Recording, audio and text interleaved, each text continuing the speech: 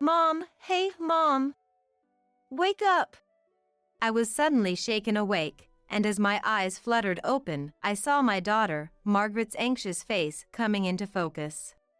I slowly sat up and asked her, "What's wrong? Did you have a bad dream?" "No, Mom, please. We need to get away from Dad right now. Hurry!" "What?" That one word jolted me awake instantly. I was stunned by the shocking things that Margaret was saying next. "My name is Nicole. I'm an ordinary 35-year-old working mom, raising my 7-year-old daughter. Margaret is bright, innocent, and very adorable. She's our treasure, but she's a bit unusual. Or rather, she has some mysterious traits." "Mom, you forgot your umbrella." "What?" That day's weather forecast was sunny with occasional clouds. The sky was mostly cloudy, but there were patches of clear sky. I was about to leave the house before Margaret stopped me. "It's okay. There's only a 10% chance of rain today." "Mom, you'll get soaked. I saw it in a dream. Take the umbrella, please." Margaret handed it to me, and reluctantly, I took it with me to work. "No way!" Just before heading home, I was caught in a sudden downpour. I was shocked as I used the umbrella to keep dry on my way back. When I got home, I saw Margaret's wet umbrella in the stand. "Welcome home, Mom. I told you so." She greeted me proudly as I walked in. Margaret had been predicting the weather accurately since she was very young. She would also guess our dinner menu correctly.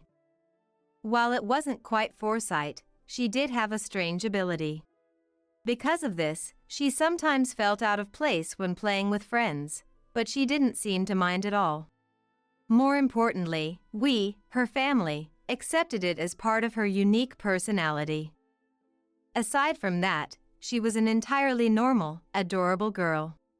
What concerned me more was my husband, Robert, who was the same age as me. I met Robert through a marriage agency. At the time, I was a career-focused woman. I was successful, but had no real experience with relationships, and my worried parents insisted I join a marriage agency. I might be biased, but Robert was even more handsome back then. Plus, he was a feminist, and I fell in love with him instantly. Thanks to the fact that we were both considering marriage from the start, things progressed quickly, and here we are now. This year marks the 10th year of our marriage. Lately, Robert has been coming home very late, usually not returning until morning. Even though Margaret has grown, she's still only 7 years old. Balancing taking care of Margaret, house chores, and my job without any help from Robert has been honestly challenging. When I asked him why, "These days, everything costs money. We need to save as much as we can for Margaret's future. You never know what might happen, so I'm working hard for her," he said. Hearing it was for Margaret's sake, I couldn't argue, and I kept juggling my work, house chores, and childcare. One day, Robert came home unusually early, and he looked extremely tense. I quickly sent Margaret away from the scene and asked him, "What's wrong? Did something happen?" "I actually want to quit my job." "What?" It was completely unexpected. After Margaret went to bed, I listened to him again, and it turned out that he was having trouble with his work relationships and couldn't find any fulfillment in his job, making it unbearable for him to go to work. "Please, I can't take it anymore. Once things settle down, I'll find another job right away, and I'll handle all the housework until then." I didn't want him to quit. But if he kept pushing himself and ended up breaking down, it would be even worse. All right. Reluctantly, I agreed to Robert's request. Soon, I started working more seriously, and Robert became a house husband. However, his way of doing house chores was much rougher compared to when I was handling them. I was particularly concerned about the meals. I would come home after 9 p.m., after Margaret had gone to bed, and eat Robert's cooking. It often consisted of fried foods with incredibly heavy seasoning, making me need a lot of water. The first time I ate it, I couldn't help but question him. What is this? Are you giving the same food to Margaret? No. I make sure to season her food lightly and serve proper portions. I thought you'd want something more flavorful since you're tired. Too much fried food. Not enough vegetables. I'd be fine with a lighter seasoning meant for Margaret. Please pay more attention to the balance. No matter how many times I said it, the seasoning and menu hardly changed. When I tried to leave food uneaten, he'd say, "I'll eat it with Margaret tomorrow." No way. I'd rather eat it myself than let Margaret have it. Whenever I reluctantly finished my meal, Robert started serving dessert afterward as an apology. He also began making snacks and drinks for me every night, saying it was to help me unwind after dinner.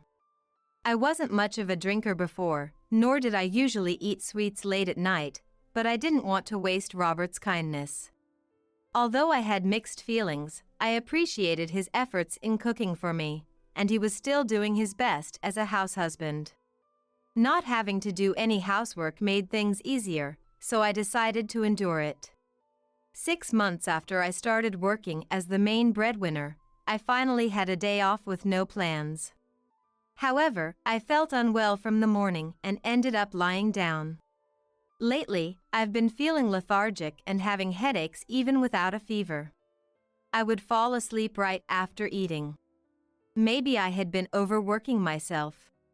Luckily, Robert took Margaret to the nearby shopping mall, and I had told them to contact me if anything happened. I appreciated Robert's kindness for taking them out so I could rest. Thinking about how grateful I was about to fall asleep again. I'm back. The sound of the front door opening and Robert's voice woke me up. It was already evening. Apparently, I had been sleeping since late morning without having eaten anything properly. Welcome back. I'm sorry I couldn't join you. Did you have fun? I asked Margaret, who was holding a palm-sized character mascot they probably bought there. She nodded quietly, her eyes downcast. I found her unusual behavior strange. What's wrong? Did something happen? She might be tired from walking around all day. Take a shower and rest early. Robert gently placed his hand on Margaret's shoulder, and she nodded slightly before going up to her room. After making sure Margaret was out of sight, I softly asked Robert, "Hey, she seemed a bit off. Did you scold her harshly?" "No, I didn't do anything. She's just tired, I think. Anyway, about dinner." I was perplexed by Robert's words. As much as I hated to admit it, I didn't want to eat his cooking anymore. Dinner, right. Let me cook tonight. I had a whole day to rest, so I feel energized. Oh. All right. Then I'll take care of the drinks and snacks. I also bought dessert as usual. Robert lifted a bag, and the logo of a well-known cream puff shop was visible through it. Tonight, I'll make a low-calorie, nutritious meal. After that, the three of us had dinner together. I took a shower with Margaret and decided to sleep with her after a long time. Margaret seemed anxious, even though she smiled when we were alone, and I wanted to spend as much time with her as possible. Mom, in the bedroom with just the two of us. Margaret whispered so softly I almost missed it, wrapped in her blanket. What is it? Please, don't drink tonight. Huh? Was this another one of her little premonitions? I nodded in response to Margaret's serious eyes, and she closed her eyes in relief. I got into bed before Robert could prepare the drinks and decided to sleep early. Robert wouldn't wake me up just to drink, would he? If he called out to me, I'd just pretend to be asleep. With that in mind, I closed my eyes. Mom, hey, Mom. Wake up. Suddenly, I was shaken awake and groggily opened my eyes. I had really fallen asleep, and in the hazy vision, I saw Margaret's tense face. Wondering what was going on, I checked the clock on the bedside table. It was 2 a.m. I realized that Robert, who should have been sleeping next to me, wasn't there. Was he in the bathroom? I slowly sat up and asked Margaret. What's wrong? Did you have a bad dream? No, Mom, please. We have to run away from Dad right now. Hurry! What? That one word snapped my drowsy mind into full alertness. What did she just say? Still shaken, I whispered to Margaret. Why? Why are you saying that? This is our chance while Dad isn't here. Because if we don't, you'll be made sick or have an accident. What is she talking about? Margaret's shocking statement left me stunned. Tears welled up in Margaret's eyes, unable to hold back any longer. As I cradled her on my lap and gently patted her trembling back, she began to calm down and slowly started to speak. According to Margaret, when she returned from the restroom at the shopping mall, she found Robert talking on the phone. Since she was always taught not to interrupt when someone was on the phone, she quietly approached him. Dad was saying that soon she would be gone. He was planning to make it look like an accident or illness. Then, once the insurance money came in, he could be with that person. She recounted. Who was he talking to? I asked. I don't know. At first, I thought it was you, Mom. But it wasn't, because Dad was bad-mouthing you to the person and then said, I love you. If this was true, Robert was planning to kill me. And was involved with another woman. Margaret continued, sobbing. He said, I love you to someone who wasn't you, Mom. I was so shocked that I called out to him. Then he immediately hung up and asked how long I had been there. I said just now, and he smiled and said, it's a secret from Mom. If you don't tell her, you'll get a cute and nice mom. Margaret, her eyes and nose red, clung to me. But I don't want a cute and nice mom. I love my mom, so... Margaret broke down, clinging to me, wailing.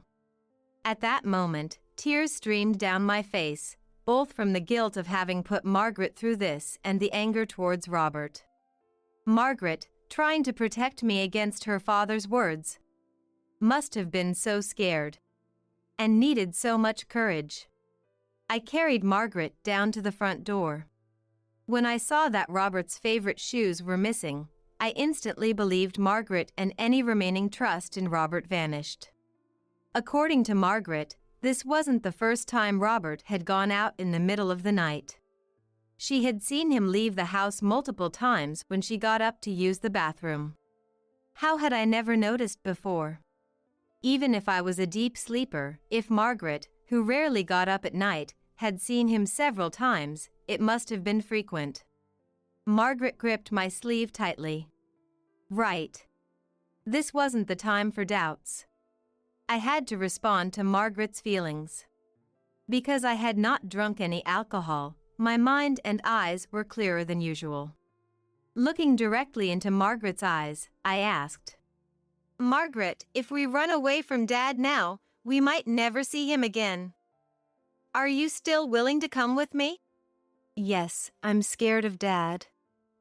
I want to stay with you, Mom. I want to be with you forever. All right.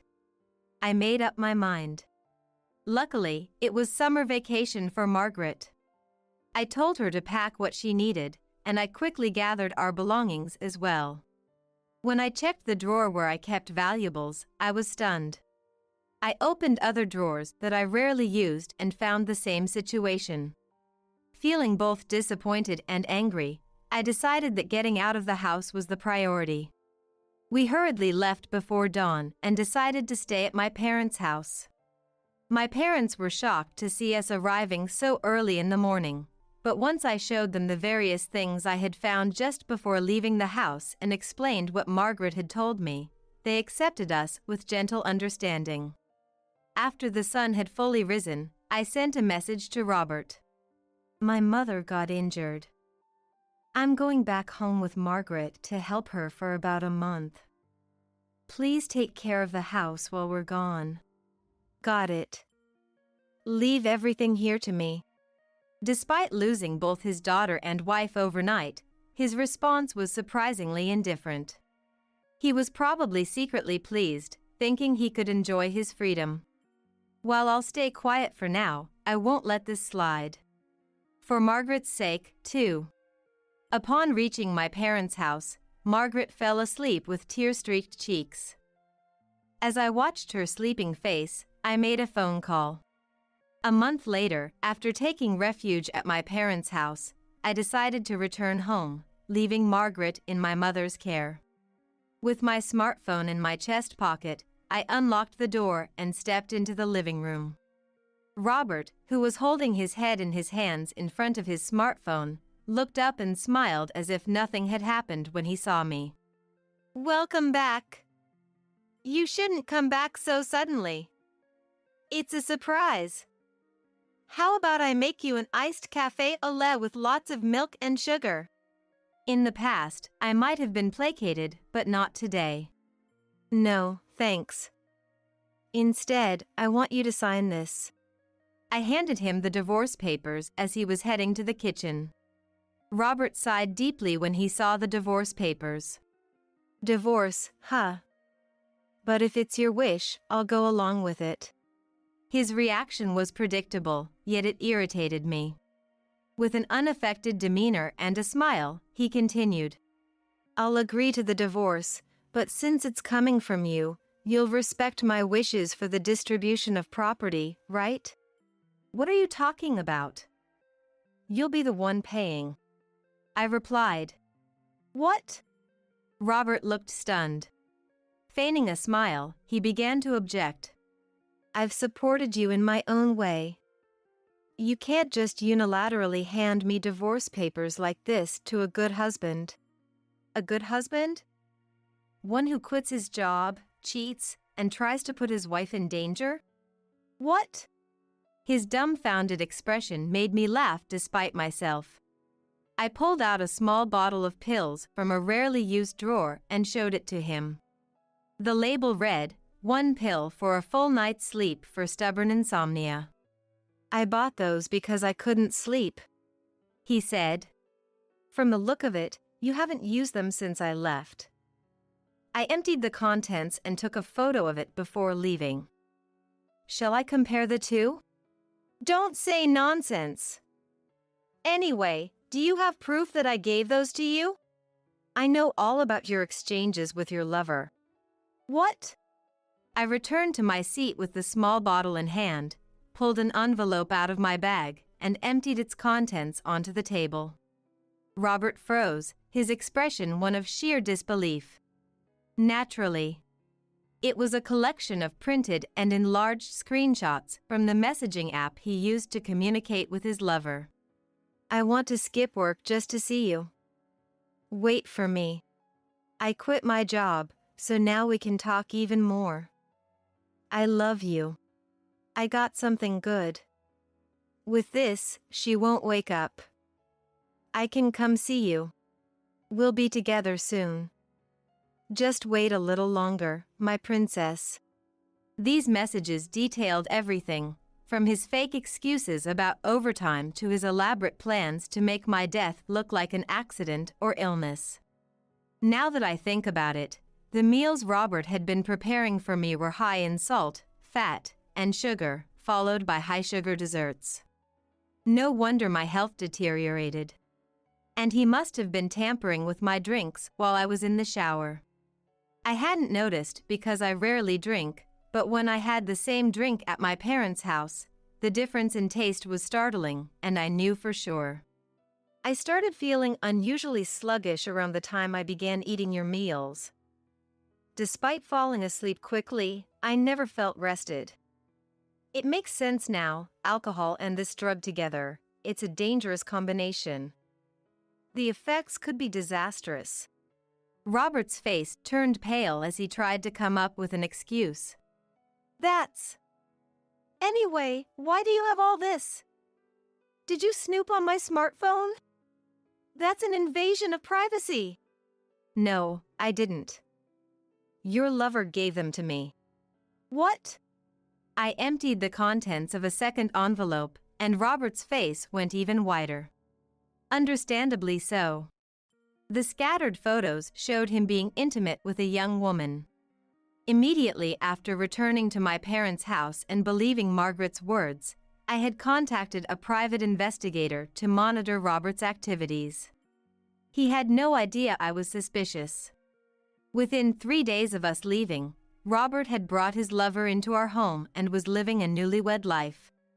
It was easy to uncover her identity, including her real name and workplace. A few days ago, I had someone negotiate with your lover. When she saw the photos and I proposed that she testify and provide evidence in our favor in exchange for a reduced compensation, she handed over her smartphone and said I could do whatever I wanted. Robert looked back and forth between the smartphone and the photos, muttering things like, "So that's why," and "she betrayed me." I placed my finger on the divorce papers lying on the table. Now, here's the main point. With all this evidence, I could go to the police, but I don't want Margaret's biological father to become a criminal. So, what? Sign the divorce papers. And, of course, you'll be paying alimony, compensation, child support. Oh, and the money you squandered from our savings on your affair partner too, right? Wait! It was just a fling. Divorce, that's too much. Whether it was a fling or not doesn't matter. You betrayed your family. You terrified Margaret. You tried to kill me. Expecting to be forgiven after all that is too convenient. As I said this, Robert collapsed to his knees. Then, suddenly, he grabbed my leg, glaring at me with intense eyes. It's your fault for being such an unlovable woman. Do you really think I'll just let you walk away? Robert raised his fist. I met his glare, pulled out my smartphone, and thrust it in front of him. I've been connected on the phone since I walked in. What? Robert's fist stopped mid-air. As his grip loosened, I quickly stood up and gathered the documents I had brought. The person on the other end is my father and our lawyer. They're waiting around the corner, ready to come in any time. No, this can't be. I've been recording everything, so I'll use it as evidence. From now on, we'll speak through our lawyer. Leaving the speechless Robert behind, I took my belongings and left our house. I got into the car where the lawyer and my father were waiting, sighed, and called my mother, who was looking after Margaret. Margaret answered the phone with an energetic voice. "Mom, is the talk with Dad over?" "Yes." "Margaret, I'm sorry. I talked to him, but we can't live with Dad anymore." There was silence on the other end. Guilt for taking Margaret's father away from her hit me hard. I thought I had steeled myself. "I'm sorry, Margaret, It's okay, Mom. I understand. I'll be here with you from now on." Margaret's gentle words brought tears to my eyes. My father, sitting next to me, put a comforting hand on my shoulder. After that, we got divorced. The apartment we lived in was sold as part of the property division, and I moved back in with my parents. As for Robert, unemployed and unable to afford a lawyer, he turned to his parents for help after failing to pay the agreed amount. His parents were furious. The amount we claimed from Robert was paid in full by his parents as an apology to us. Robert then tried to lean on his affair partner, but she quickly discarded him. Unable to find decent employment, he now scrapes by with part-time jobs from dawn to dusk, as I've heard from his parents. On the other hand, I started a new life with my parents and Margaret. Margaret stopped saying strange things and made friends at her new school. She seems to enjoy each day. Various challenges may await us in the future. But I am determined to raise Margaret to be happy and well-adjusted. Why? Why does Betty have to go through this alone? If this is what life had in store for her, it would have been better if she was never born. My mom, Gianna, crumpled to the floor beside me, screaming. Betty. My beloved only daughter. Just as my mom said, what purpose did Betty have for coming into this world? For such a short life filled with so much suffering. Where is God in all this? Or is this supposed to be some kind of test from above? Even though I wanted to cry, to scream, my emotions were frozen in place. Right after starting elementary school, during spring break, Betty was involved in an accident on her way to class that robbed her of all the joys in life.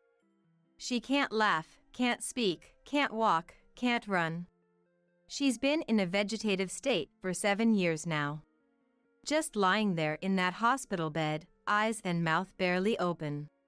But still, I never stopped believing that someday, Mom, Betty would open her eyes and say. However, at 14 years old, an even greater tragedy befell Betty. Somehow, she became pregnant. A 14-year-old child who can't move or communicate. Who? Who could do something so cruel? As I listened to the doctor's explanation, about to lose myself in rage, Odell, who had been trembling with clenched fists beside me, finally spoke. We don't need a DNA test. I don't even want to know who did this. He said it calmly but clearly, and stood up. Why would he say something like that? He took my hand and silently left the room, returning to Betty's hospital room. And there, he uttered the unbelievable. With a faint smile on his face. I'm Elena, 38 years old. It's just me, my husband Odell, and our daughter Betty. Odell is a year older than me. We started dating in college and got married about a year after graduation. There was a reason for our early marriage. I had quit my first job after only half a year. The long hours and interpersonal issues at work had taken their toll, leading to a mental breakdown.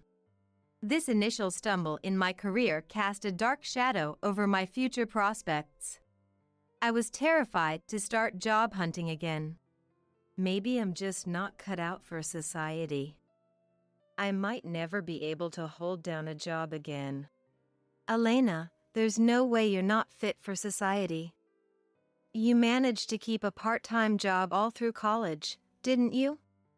This company just wasn't the right fit for you, that's all. Even when I started becoming a shut-in, he never stopped asking me out on dates. Back then, our dates often involved driving around or spending time in nature. I was touched by how considerate Odell was being. One day, while we were out on a drive to the beach, it happened. If you're so scared of finding a job that you'd rather hole up at home, why not marry me instead?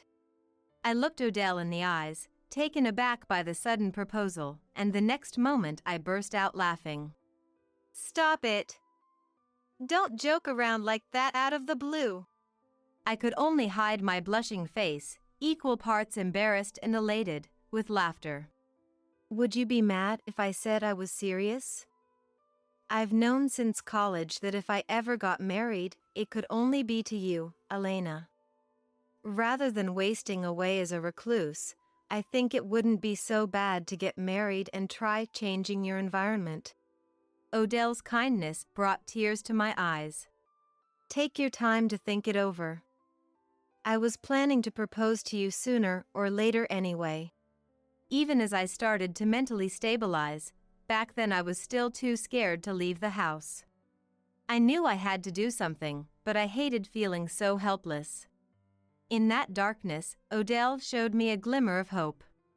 We registered our marriage and started living together soon after. Odell found us a place close to my parents' home. I'll protect you for the rest of our lives, Elena. My worried parents eventually accepted our marriage and started supporting us. I think Odell's sincerity and seriousness got through to them. His parents didn't object to our marriage either. My in-laws live in the countryside, over a 3-hour drive away, and they seem to assume Odell won't be moving back. Don't worry about us. Just come visit every once in a while and we'll be happy. My sister-in-law Rosetta had also gotten married a few years prior and was enjoying life as a couple. For an anxious person like me, I was grateful for this distance from my in-laws. Just as Odell said, married life drastically changed my circumstances. As I became a housewife and took on household chores, Odell thanked me every single day. Thanks for everything, as always. Your cooking is so good, Elena. I can't help but eat too much. Really? There are seconds, so eat as much as you want. I'm so lucky to be married to you, Elena. Even someone like me could be useful to Odell. Those small realizations, bit by bit, helped me regain my confidence. Then, something I never could have predicted happened. About half a year into our marriage, I found out I was pregnant. To me, pregnancy was nothing but terrifying.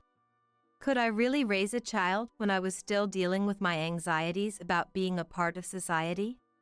I decided to be honest with Odell about how I felt. I'm thrilled that this child chose to come to us. Odell's words made me realize something important. That's right, this baby chose me. I hadn't thought about it that way. You know, I was born when my mom was 39, so when I was a kid, I always admired how young my parents were. I'm so happy that I get to be that kind of dad now. It seems my in-laws had married late in life, as they were both in their 60s when we visited to inform them of our marriage. Young dad and mom. Seeing the joy on Odell's face, I gradually started to feel happy too. You're right. This child chose to come to us. We should be celebrating. I suddenly felt embarrassed about how I had been so anxious and self-absorbed. Odell was incredibly supportive throughout my pregnancy, and I felt truly blessed to have married him. Our baby was a girl. Our daughter, crying out heartily as she entered the world, was nothing short of our little angel. I will never forget the emotion I felt when I first held her. The weight of my tiny daughter in my arms was more than enough to make me realize the immense weight of this new life. Thank you for being born to your mama and daddy. I promise I'll always protect you, no matter what. I found myself naturally talking to my newborn girl. I think it was my vow as a mother. Our daughter, whom we named Betty, grew up healthy and strong. Even as Odell and I fumbled through the unfamiliar challenges of parenthood, every day was filled with laughter. Going for checkups, taking her to the park for the first time, visiting my in-laws. Raising Betty made me stronger. Then, when Betty turned 3, I started working the lunch shift at a nearby cafe. It had been 5 years since that crushing setback with my first job. I was finally free from that long period of suffering. That dreadful phone call came not long after Betty started elementary school, just as spring break was ending.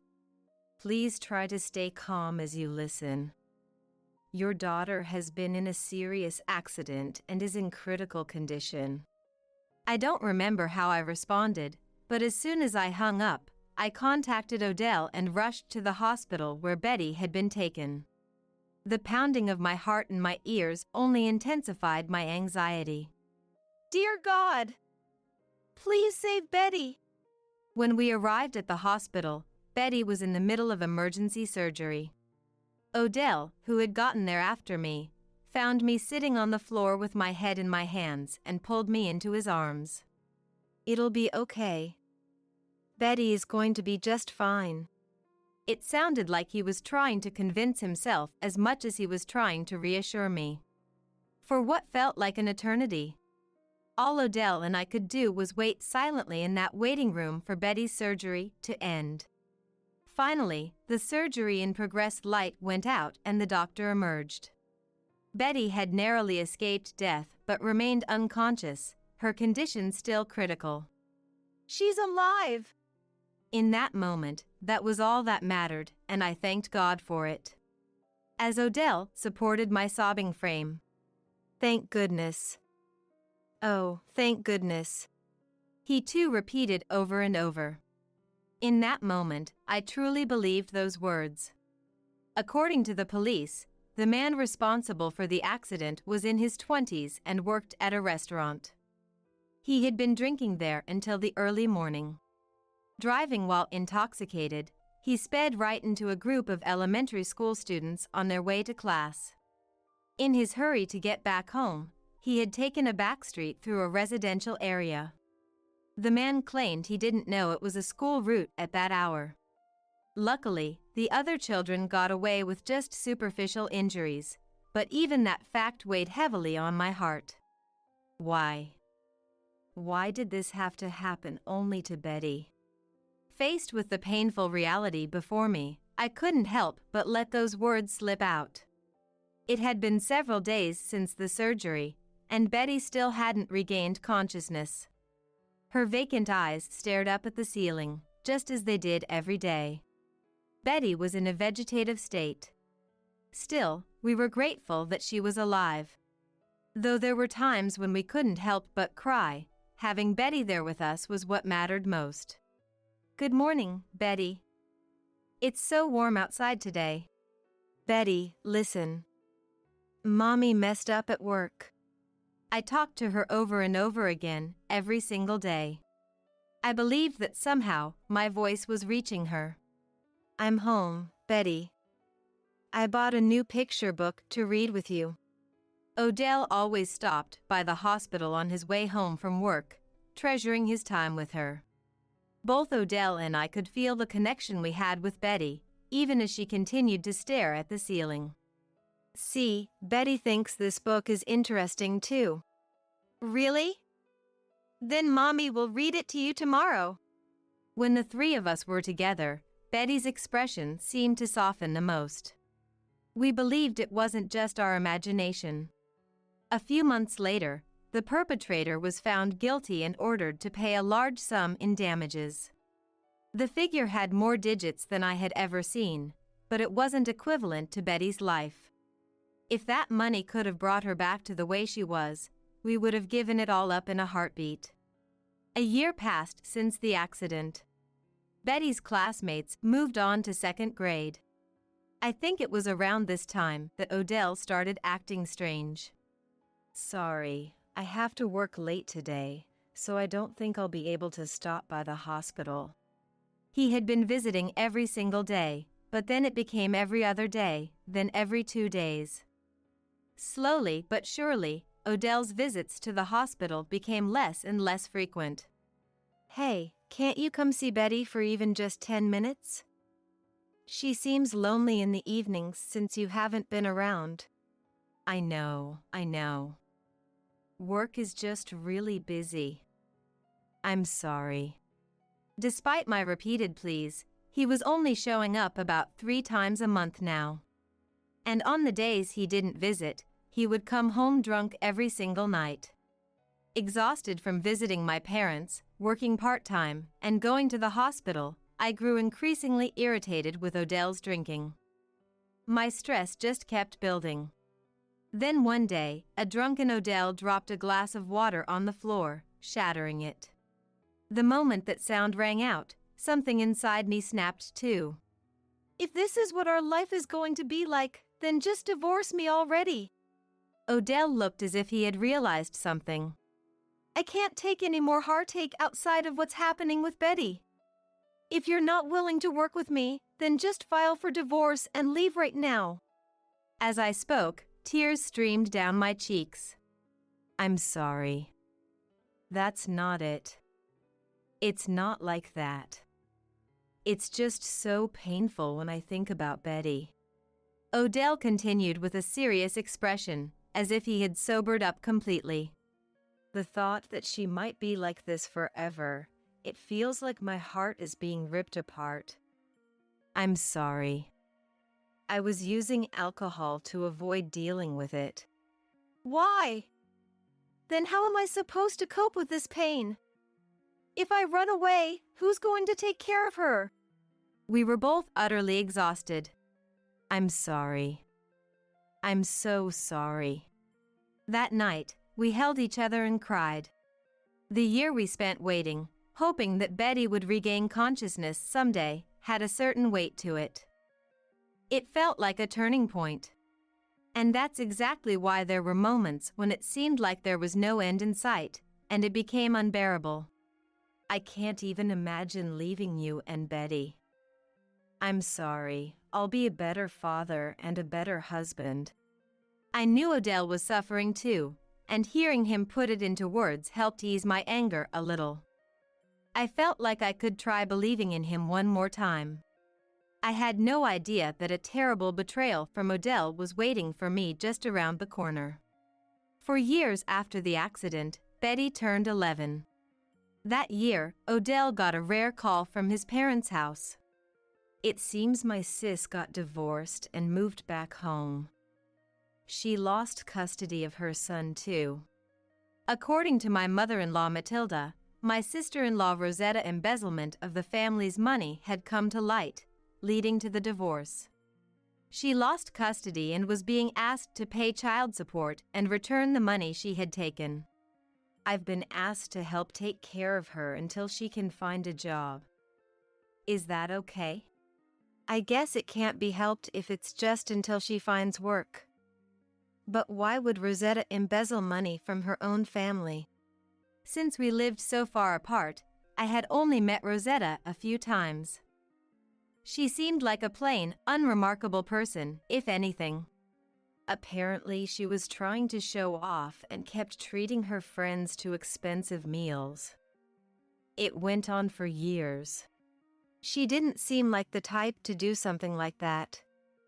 But with everything going on with Betty, we don't have much room to help out financially. Yeah. I'll do what I can within my salary. Don't worry, Elena. Okay. Actually, aside from my part-time wages, Odell managed all of our finances. When we first got married, I was mentally unstable and a housewife, and Odell was really on top of things like that. He took care of all the hospital paperwork and payments for Betty, so I trusted him completely. But around this time, Odell started skipping more and more of his hospital visits again. Betty. Daddy got promoted to assistant manager. I might have to cut back on my visits for a while, but I'm going to work hard for you and Mommy. One day, Odell came to the hospital after work and reported this while stroking Betty's hair. What? That's amazing. Did you hear that, Betty? Your daddy is incredible. Betty's eyes remained fixed on the ceiling as always, but her face seemed to be smiling. Thanks. But I'll probably be getting home later from now on, and I think I'll have more business trips too. I'm sorry if it makes you two feel lonely. Because Odell had taken the time to explain it to Betty as well, I didn't feel the same unease as before. The three of us as a family could keep going strong. Or so I thought. Around 2 years after Odell's work got really busy and he stopped coming to the hospital, I was approached by a hospital clerk. You haven't paid this month's hospital fees yet, have you? I thought about contacting Odell, but he was away on a business trip to New Orleans until the day after tomorrow. The hospital only accepted cash payments, so I decided to check our bank account and figure something out on my own for the time being. I quickly found the transaction records for Odell's and my accounts, but I couldn't locate the statement for the account where the compensation money was kept. After searching the whole house, I finally found that statement in a drawer of Odell's desk. I casually checked its contents and was stunned by the balance shown there. The compensation money, which had been such a large sum, was now less than half of what it was.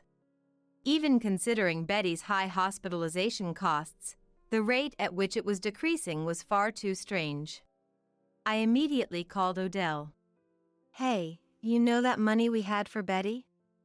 It's less than half of what it was. What in the world did you spend it on? My heart was pounding rapidly. If this money ran out and we couldn't pay the hospital bills anymore, Odell's and my salaries alone wouldn't be enough to cover it. After a moment of silence, Odell finally spoke. I told you before that I'd be sending money to my parents' place, right? And now that I'm an assistant manager, I have more social obligations that cost money. It can't be helped, can it? You're still sending money to your parents? Hasn't Rosetta found a job yet? And didn't you promise you'd send money from your own salary? So for the past 2 years, Odell had been continuing to send money to his parents? That money was paid up for Betty's sake. If it's gone, we won't be able to get by on just what we earn. Oh, shut up. There's still plenty left, it'll be fine. And it's not like we know how much longer Betty will even live anyway. What? I was shocked by Odell's words. Did he think Betty wouldn't just wake up, but that she wouldn't survive? Seeing me go silent, he seemed to realize he had said too much and sounded flustered. My salary has gone up too, so don't worry, it'll be okay. Anyway, I have to get back to work, so I'll talk to you later. With that, he hung up. It was the moment when my doubts about Odell began to sprout. I left the house with the passbook and cash card in hand, paid the hospital fees, and headed to my parents' house. To protect Betty's money, I had decided to leave the card with my mother. When I told Odell about the card after he got back from his trip, his face turned bright red and he flew into a rage. He knocked over the furniture in the living room and swept everything off the shelves. I had never seen Odell so enraged before. I need a distraction too, you know.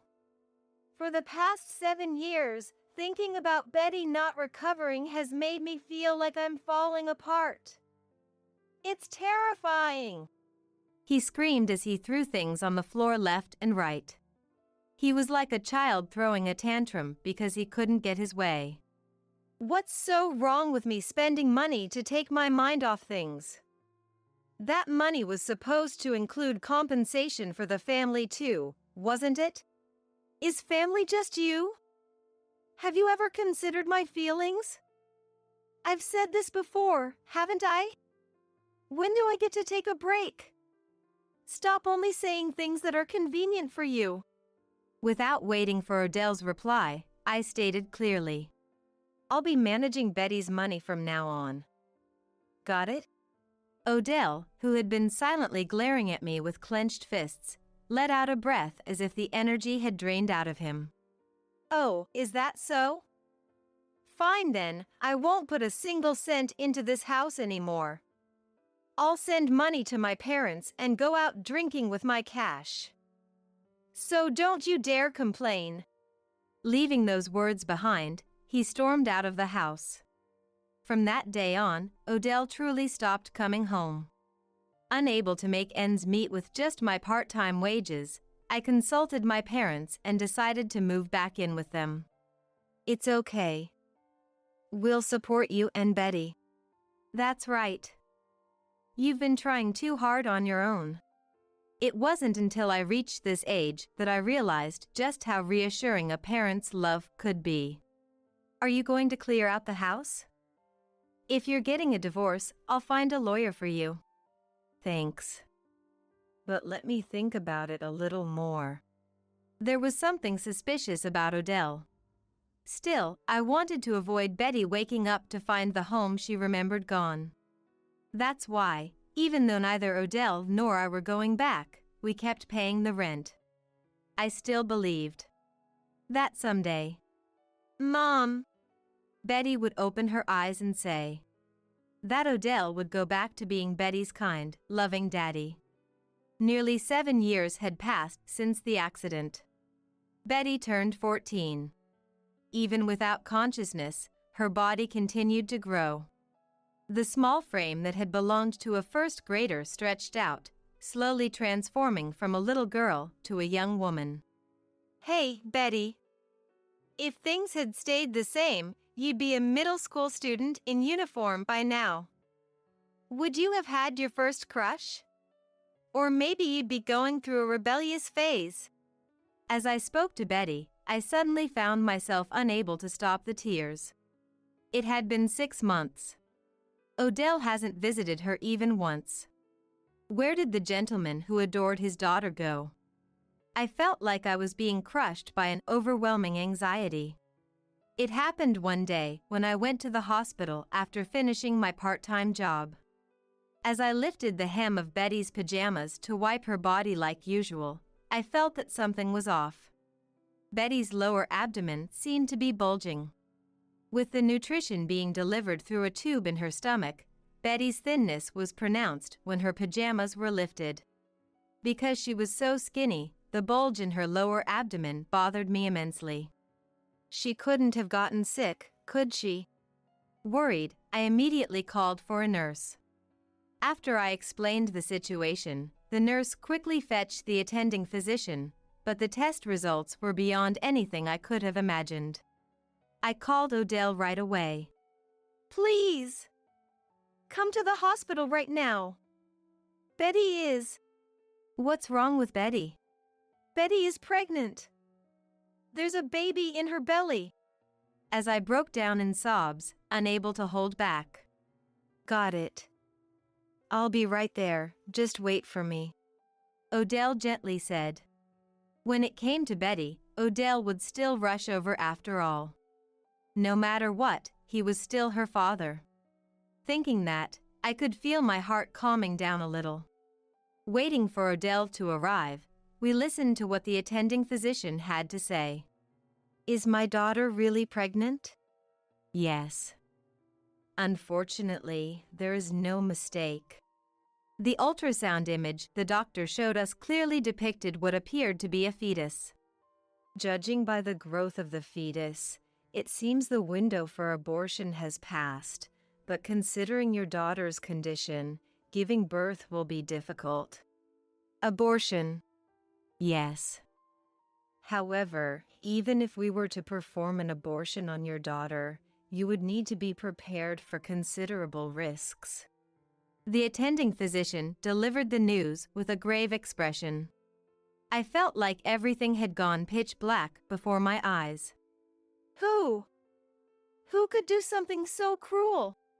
Even covering my eyes with my hands, tears of anger and sorrow welled up. My daughter can't move or express her will.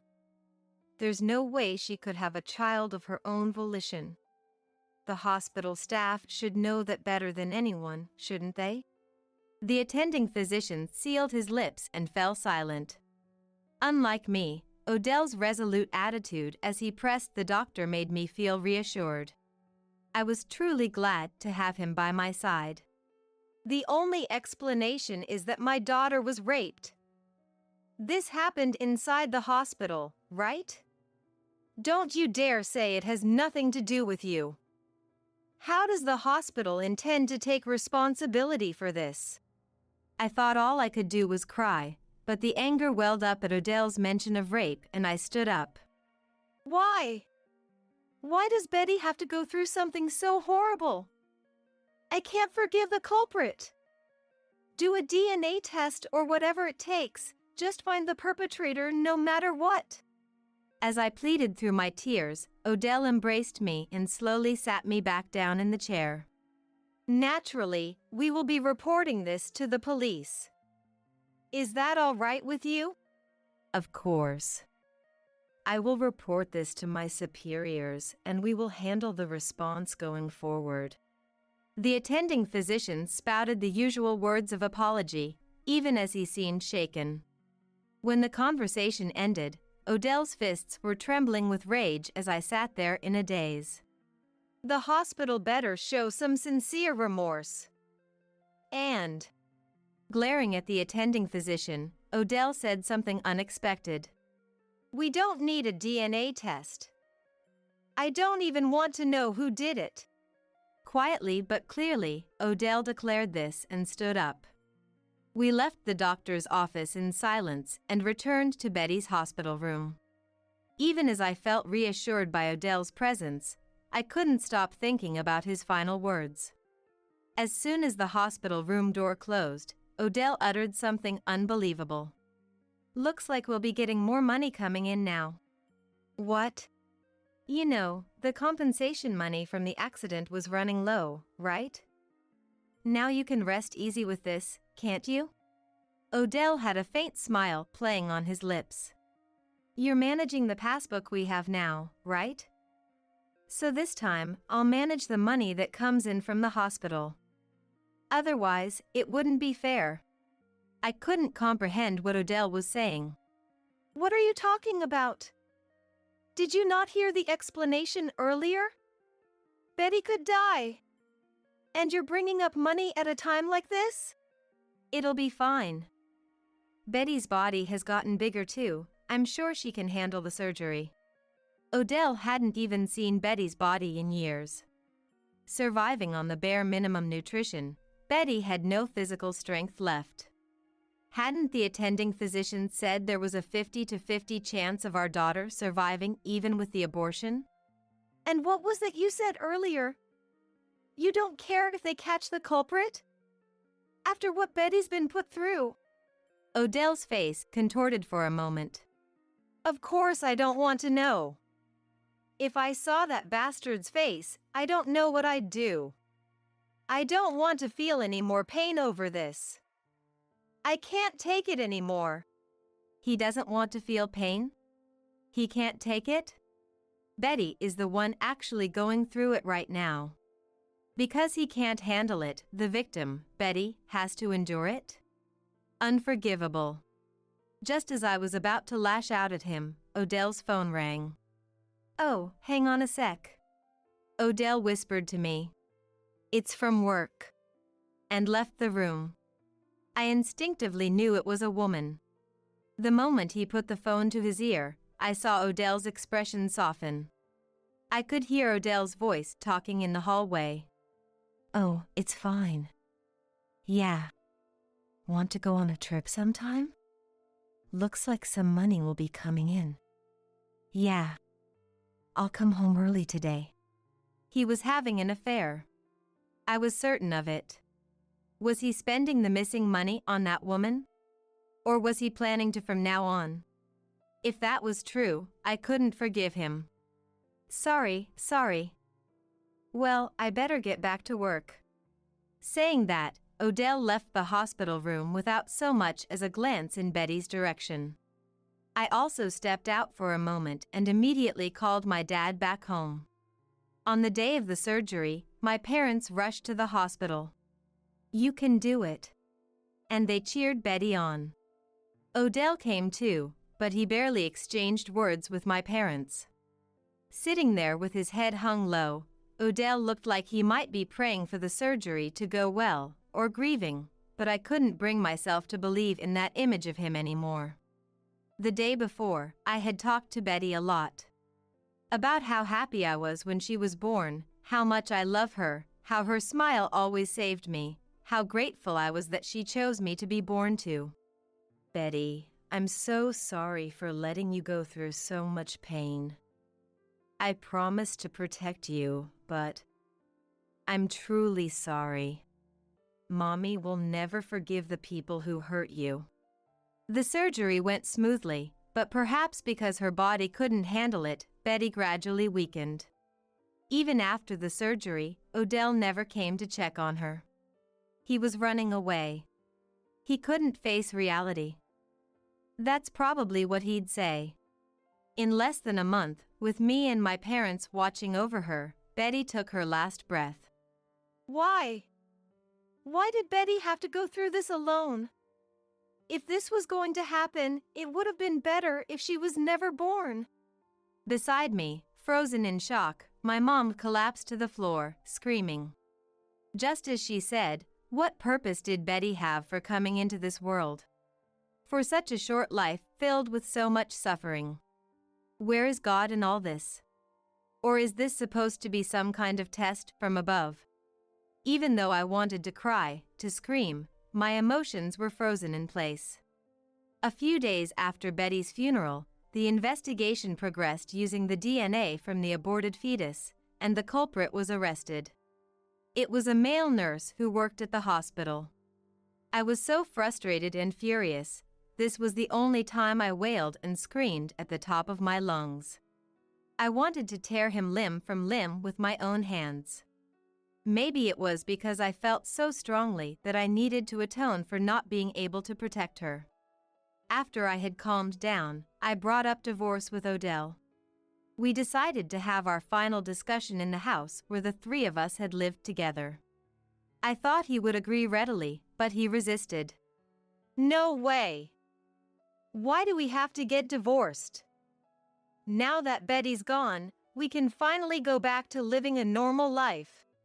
I couldn't believe he could say something like that so easily. Let's start over as a family from square one. Betty left us that money thinking about our future. The compensation money is Betty's final gift to us. What?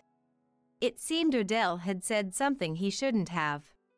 The little bit of affection I still had for Odell vanished in an instant. Using Betty's money to start over as a family?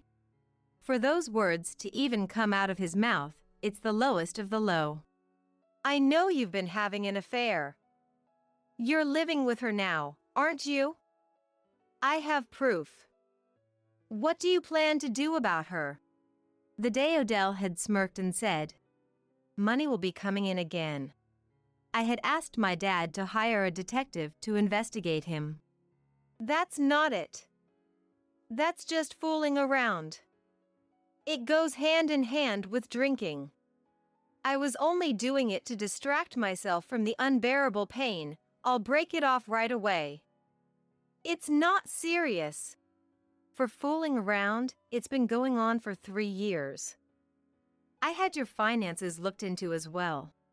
Until I took away the passbook, Odell had been sending $2,000 to his parents' house.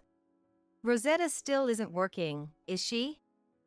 After everything Betty did for her, did you see how much money your parents sent? $300. $300. Odell was flustered. He probably thought the details wouldn't be noticed since he was withdrawing in lump sums. I got a call the other day. They said only $1,000 was transferred this month. That it wasn't enough to cover the child support for Rosetta's kid. In addition to sending money to his parents, it seems Odell had also been covering the child support and the money Rosetta had been ordered to pay back. I thought, they're family, so I have to help. Betty's money is the family's money too, so I figured a little bit would be okay. I let out a deep sigh. He had even rented a room for his mistress. Now he's paying for her living expenses too. What else could I do? She saved me. She supported me. She was my only escape. When I gave her money, she was happy and relied on me. It's because I had that I was able to face reality. Odell's excuses infuriated me. What? You weren't facing anything. You didn't visit Betty because you felt guilty, right? You were running away from her because you were scared to face her, weren't you? But I really did love Betty. That's absolutely not a lie. I know that. Of course that's true. Maybe Odell's heart had already broken sometime during these 7 years. Maybe my heart is broken too.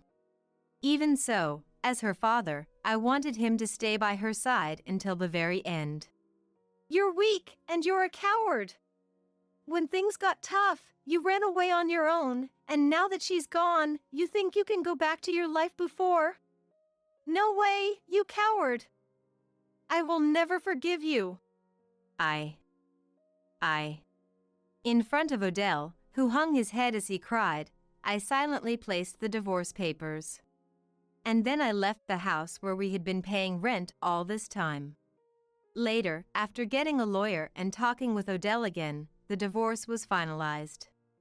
Odell agreed to deduct the compensation from the divorce trial and the money he had personally embezzled from the division of assets. Of course, I also made sure his mistress had to pay compensation.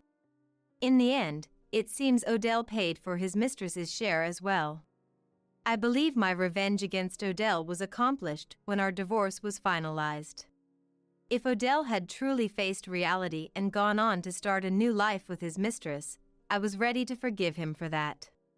However, as expected, he turned a blind eye to reality.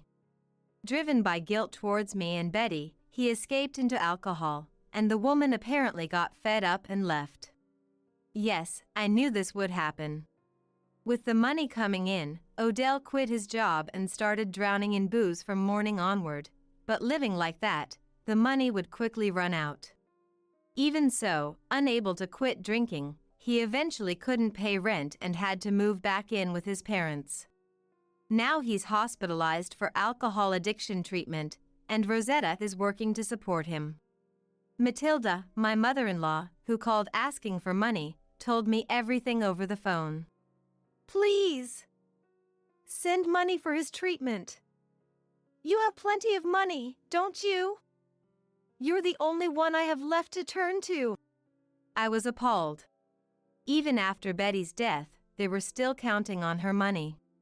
Odell and Rosetta were probably quite alike in their indecisiveness and desire to please everyone. That's not necessarily a bad thing, but the moment they became unable to think of anyone but themselves, they had already gone astray. Weakness can become strength, but it can also become evil. Matilda, I don't have any money to use for him. He should have to pay for what he's done himself. I've put Betty's money to good use, and there's not a single dollar left. With that, I hung up the phone. After the divorce, I found a job and moved out of my parents' house.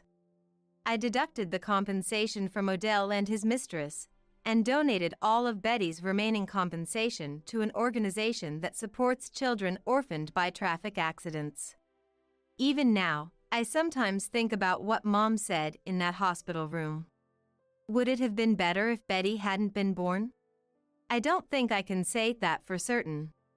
That's something for Betty herself to decide, and no one but Betty has the right to declare that she was unhappy. I am so grateful to have met Betty. The time we spent together was irreplaceable, and it taught me so much. With Betty's lessons in my heart, I intend to keep living while acknowledging my own weakness and facing reality head-on. Come see the baby with him. You must be frustrated being single. With a triumphant smile, my best friend Christina said. It was the same expression she had 2 years ago. Christina and I, who were colleagues at the company, were thought to be best friends by those around us. In fact, I thought so too. But to Christina, I was just someone to be used. Christina stole Daniel, my fiancé, and left the company boasting about it. Left behind, I quietly thought to myself, I won't forgive Christina or Daniel, who abandoned me. The moment for revenge seems to have finally arrived. I narrowed my eyes and stared at Christina. My name is Kimberly, 27 years old. Having graduated from a decent university, I was able to get a job at a fairly large company. There, I fell in love with Daniel and got engaged after 1.5 years of dating. Daniel was older than me and was good at his job. He was popular among the women in the office, and I was filled with pride back then. But what was strongest wasn't a sense of superiority, but the happiness of being able to marry Daniel. My best friend Christina also congratulated me. At that time, Congratulations on your engagement, Kimberly. Thank you. I was so happy because I was crazy about Daniel. Daniel also smiled at Christina. having friends to celebrate with. Kimberly, you have a talent for being likable. Not at all. I shook my head, not entirely displeased. That day, the three of us, Daniel, Christina, and I, who had finished work, were at my apartment. Christina and I were sitting across from each other at the table, so I could see her expression well. Christina seemed genuinely happy for me. How did Kimberly and Daniel end up together? I was the one who approached him. I even aggressively asked him out on dates. We went to various places for lunch and dinner together. It's fun to be together, and Kimberly is good at cooking too. Daniel was youthful in appearance and had a toned body. That alone made him a fiancé to boast about. Speaking of which, Kimberly, you suddenly started going to cooking classes. Oh no, don't say that. I was flustered. Christina was innocent, so she probably didn't mean any harm. But for me, it felt like my secret had been exposed. As I panicked, Daniel laughed. You went that far for me? I'm happy. Because I love Daniel. I blushed and looked down. Overwhelmed by the awkwardness, I stood up from my chair and fled to the kitchen. I'll get some drinks. Yeah, please do. Daniel waved his hand at me. I retreated into the kitchen and sighed. I was surprised. Christina has moments like that from time to time. She would tell others inconvenient things about someone with a smile. It was my fault for letting my guard down around her. With that thought, I opened the fridge. At that moment, laughter echoed. It was Daniel and Christina's. Really? Is that true? Yes, it is. Kimberly would bring her failed cooking attempts in a lunchbox to work every day. I tasted it once, and it was awful. But it was delicious when Daniel ate it, right? Of course. The presentation was beautiful too. You worked hard, Kimberly. Christina laughed as if she was impressed. I hurried back to them with a beer in hand. Christina, let's drop that topic, please. We're engaged after all. I thought this conversation was already had. Christina said, her smile fading from her face. As she pouted like a child. Look, Daniel, Kimberly is being tough on me. Christina. Just kidding. Saying that, Christina smiled again. I felt uneasy about Christina's attitude, as she never apologized until the end. Daniel's demeanor gradually became more sullen. I have a night shift today, so we can't meet, he said, and stopped coming to my apartment. At first, I thought it was inevitable because of work. But one day, while talking to Daniel's colleague, I learned a shocking truth. Daniel seems busy these days, doesn't he? Daniel? No, our department is slow right now, so there's no overtime. What? I was stunned. When I confronted Daniel on his way home, he looked awkwardly down. What's the meaning of lying? Sorry. Kimberly, wait. Christina had been listening in from some point, and was standing there. She stood not by me, but by Daniel, and took his arm. I was the one holding him back. I started going to cooking classes recently, inspired by Kimberly, and I had Daniel taste test and give me advice. Wait a minute. I couldn't comprehend what Christina was saying. Fueled by anger, I glared at Christina. Why are you copying me? And Daniel is my fiancé. It's strange to meet secretly, isn't it? There's nothing strange about it. Christina suddenly twisted her mouth. It was a creepy smile. I didn't know Christina could make such a face. It's not strange. If Kimberly had a chance, I think I have the right to try under the same conditions. Christina snuggled up to Daniel and smiled. He ended up liking me more than you. What? I looked at Daniel in disbelief. What was Christina talking about? It was a bad joke. Daniel, you're tired.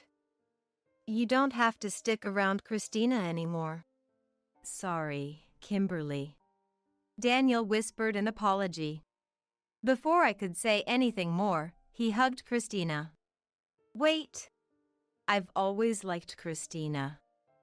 But you were always there, honestly getting in the way. But since you was so devoted, I thought about marrying you instead. What is that supposed to mean? Sorry, Kimberly. But that's how it is. Christina said with a triumphant look while still in Daniel's embrace. Thanks for your hard work until now. From now on, I, who truly love Daniel, will support him. Wait. That's not. I felt darkness closing in around me. Despair crept up from my feet. They quickly left. The next day, Daniel broke off our engagement and announced his new engagement with Christina at work. 2 years have passed since then. The whispers about Daniel disappeared with his promotion. I've continued to work, bearing both sympathy and ridicule from my colleagues, until today. Until I met that person. Huh? Isn't that Kimberly? Christina. I heard a voice I didn't want to hear. Looking across the street, she was walking towards me. Why did I have to run into her on a weekend afternoon? She was draped in branded bags and accessories. Given Daniel's current position, such luxury wasn't impossible. Kimberly, are you still living in that apartment? What do you want to know for? Just wondering. I thought I might visit again. Or maybe you could come to my place. Hey, that would be better, wouldn't it? She was presumptuous. I frowned and was about to leave, when Christina called out from behind. Come see the baby with him. You must be frustrated being single. Christina. I sighed and stopped. When I turned around, Christina was smiling. The triumphant look on his face was the same as it was 2 years ago. Fine. When should I come? The sooner, the better. How about tonight? You must be free, right? I'm not free, but I'll come anyway. Good. Christina smiled, her face contorting as if in a grimace. That night, I drove according to the map I received. Daniel and Christina's house came into view. It was a grand and tasteless house, just like Christina. I'm here, Christina. I've been waiting, Kimberly. How does it feel, the air of a married couple? It must be hard for single Kimberly, but bear with it. Don't worry about me, I said, cutting off Christina's chatter. Then, let me introduce my family. Christina's face froze in astonishment. Wait, isn't Kimberly single? I might not be wearing a ring, but I do wish she'd wear one, though. Matthew, standing beside me, chimed in. Matthew is my husband. Though he's been divorced, he values our marriage all the more for it. Christina, what are you doing? Oh, Daniel. Long time no see. I casually waved and greeted him. Daniel was taken aback. First by my appearance, and then, a moment later, by Matthew's presence. The president? What? Hearing Daniel's voice, Christina also became flustered. Ignoring them both, Matthew laughed.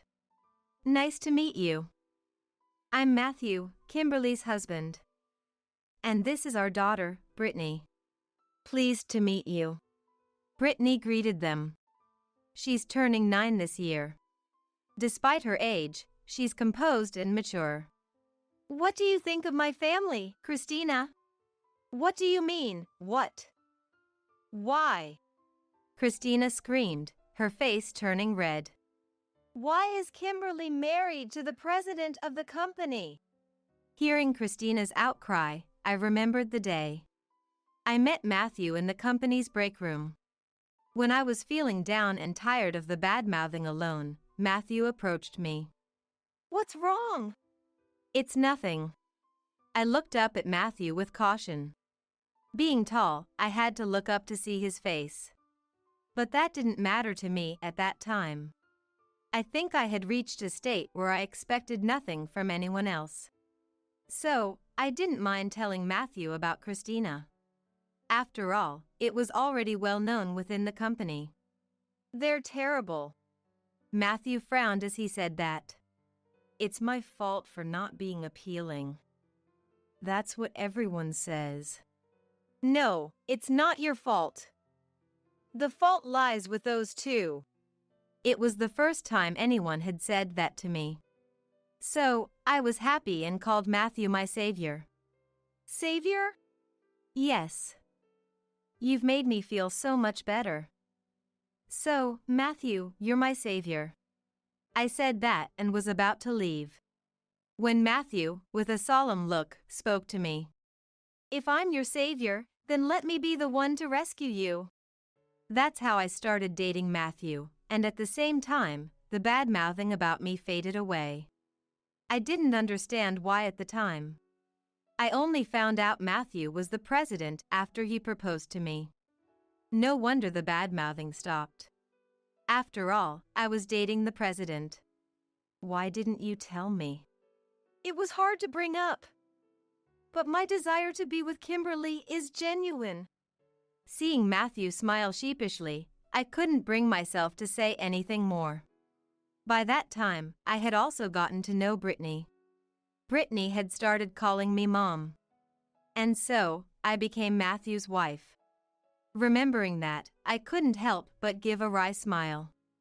Who would have thought Matthew was the president? But now, I'm happy. Yes, I'm sure you are. Christina's voice sounded like she was holding back anger. Well, you are the president's wife. It's not about that. Matthew is kind and thoughtful, and Brittany is honest and adorable. I'm happy because I got to become a family with them. So, you came here to show off. That's in poor taste, Kimberly. I was appalled by Daniel's misplaced remark. I didn't come here on my own. Christina was the one who insisted. You know she won't take no for an answer. I just went along with it. Is that true, Christina? Well, Christina's face looked like she was about to cry. To Christina and Daniel, who were feeling down, Matthew said cheerfully, promoting Daniel was a way of thanking him for being kind to Kimberly in the past. Yes. But that ends today. From now on, I'll be the one make her happy. Daniel, you're going back to being a regular employee. What? Daniel let out a scream. Naturally. He must have bought a house based on his current income. But losing his position now would mean a significant drop in income. You can't be serious, Christina shouted. Just because you're the president doesn't make this right. We have a baby to think about. You two both can work, that should be enough to get by. I stated the obvious. Though, you might have to say goodbye to those branded goods. Kimberly, you're the worst. Christina was wailing. Daniel started to placate her as if he had resigned himself to his fate. I turned to Brittany with a smile. Brittany, would you go back to the car? This isn't something I want you to see. Okay. Brittany nodded and headed back to the car. Shall we head back too? Yes, let's. I started walking away with Matthew. Christina's crying could still be heard. The news about Daniel being demoted to a regular employee became a topic of gossip within the company. It's not like Daniel was exceptionally talented. I want to place someone more competent in Daniel's position. Matthew said this and then looked at me. What do you think? Kimberly, would you like to give it a try? Me? No way. Really? But I believe you're diligent, and I trust you'll meet my expectations. Thank you, Matthew. I wanted to meet Matthew's expectations, despite my apprehensions. So I accepted the position. My world changed overnight. Colleagues who used to badmouth me were now anxious to see how I'd react. Please take care of this. All this work, by myself? Daniel let out a cry at my instructions. But he got to work even before I could say anything more. Daniel was desperate to get promoted again, though Matthew said there was little hope for that. Why has it come to this? Focus on your work instead of complaining. Christina had also returned to work. Christina seemed to be financially cornered. The colleagues' response to her was cold. Everyone was aware of the friction between Daniel and me, and it was clear that I was the victor in this battle. There was no longer anyone in the company who dared to oppose me. One day, during a break, Christina approached me. Usually eating lunch alone, she spoke awkwardly. "Kimberly, please. Forgive us. We can't take it anymore. Daniel's salary has decreased, and we've had to give up our house and everything." There's nothing to forgive. I sighed in exasperation. Christina looked plain, almost like a different person. Though she wore makeup, it couldn't hide her pallor. Her hair was unkempt, showing a lack of care. This was Matthew's decision. I was promoted for my work, and Daniel returned to his original position. That's all there is to it. But you have the title of being the president's wife. Christina raised her voice. I shrugged in response. With Matthew's income, I don't need to work. But I continue because I find fulfillment in my job. Don't act so high and mighty. Calm down, Christina. I looked around. Christina followed my gaze. Other employees were watching us from a distance. She seemed to shrink, realizing that causing a scene would only worsen her situation. On another day, Daniel also approached me. He too pleaded for his position to be reinstated.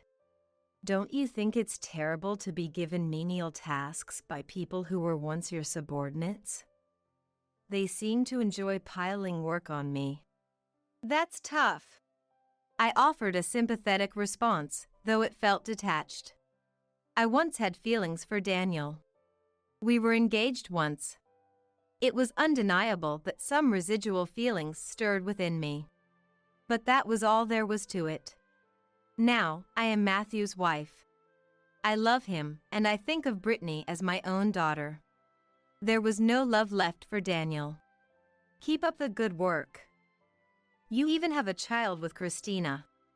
Christina always cuts corners with meals. I feel sorry for the kid. I regret it. I should have married Kimberly instead. If only you had what?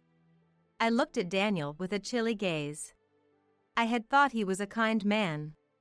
But in reality, he was just a coward, always looking out for himself. Caught up in convenient fantasies, utterly hopeless. I'm glad I didn't marry Daniel. Knowing his true nature now gives me peace of mind. What? I left a bewildered Daniel behind and returned to my work. I had my own struggles too. The workload was incomparable to before, and the pressure of not making mistakes was immense. Yet, I also felt a sense of fulfillment. I felt like I had finally found my place in the company. Christina and Daniel came to me almost in turns. Both of them became increasingly haggard, and it was distressing to watch. Please! What happened 2 years ago was a mistake. Forgive us. Speak to the president. You know, convince him that it's a waste to keep me as a regular employee. I should aim for a higher position. That's for Matthew to decide. I had stopped engaging with them. They both talked about nothing but money. And recently, it seemed their marriage was also on the rocks. I began to notice them arguing from time to time. Then, Daniel came out with something astonishing. I'm willing to leave Christina. No, I will leave her. So, let's get back together. Don't be ridiculous. My voice contained a hint of irritation. I love Matthew and Brittany. It's over between us, Daniel. That can't be true. Don't you still think of me somewhere deep in your heart? He was again saying things that suited him best. I had no words to return. It seemed pointless to speak. Then Christina appeared. She must have been eavesdropping on our conversation, and confronted Daniel with a raised voice. What are you saying, Daniel? Christina doesn't even take care of the child properly and does nothing but complain every day. I didn't know she was like that. The two of them started arguing. I quietly left the scene. Soon after, it seemed they got divorced. I say seemed because they're no longer at this company, so I only know through rumors. There's no hope for promotion here anymore. I'm sick of my colleagues. With those bitter words, Daniel left the company. Christina also left around the same time. Later, she appeared several times in front of the company, begging me to lend her money, but I didn't entertain her requests. Christina, you need to manage on your own. Don't be like that. As the president's wife, you must have more money than you need. Don't talk like that. I frowned. Matthew's assets exist as a result of his hard work. It's unfair to talk as if the money just appeared out of nowhere. But it seemed my words didn't reach Christina. You're heartless. You're no best friend of mine. That was the last line I heard from Christina the last time we met. I couldn't help but scoff. Best friends. The feeling was mutual. The moment you took Daniel from me, we ceased to be best friends. Maybe we were never truly friends to begin with. I muttered to myself, alone. I continued to work at the company. However, after finding out I was pregnant, Matthew and I decided that I would leave the company. Financially, we had no worries. I could also ensure more time with Brittany. Let's spend lots of time talking together, Brittany. Yeah. I'm also excited about the baby. Brittany smiled as she gently touched my growing belly. Matthew watched us with a fond smile. Brittany has a little brother. His name is Andrew. Andrew. She adored and took great care of Andrew. Despite her maturity, Brittany had felt lonely with both parents working. She became more affectionate towards me, and I grew even fonder of her. Mom, Andrew smiled. Do you think he knows I'm his big sister? He might. I stroked Brittany's head, who was beaming with pride. Matthew, busy with work, often came home late. Concerned about the limited time to talk with the kids. How about we go out this weekend? Where to? Anywhere is fine. Whether it's a barbecue or an amusement park. If our time to talk with Brittany is limited, we should make our time together as rich as possible. I said. Matthew's eyes lit up as he took my hand. Kimberly, you're a genius. Not really. But more importantly, shall we go check on the kids sleeping? With my suggestion, Matthew nodded. Hand in hand, we headed to the children's room. Brittany was sleeping. She was wrapped in her bed, breathing peacefully in her sleep. She's grown so much. He murmured, touching Brittany's cheek gently. She smiled as if tickled, but showed no signs of waking. Surely, she would have sweet dreams tonight. We then moved to our bedroom. In the crib beside us, Andrew was sleeping. His hair was starting to grow in, and his features resembled Matthew's more than mine. Yet, Matthew said, Andrew looks like you, he said with a smile. But he has your mouth, Matthew, don't you think? Really? I think the area around his eyes is just like Kimberly's. We exchanged these gentle words and laughed together. Life had its hardships and unpleasant moments, but I was undeniably happy now.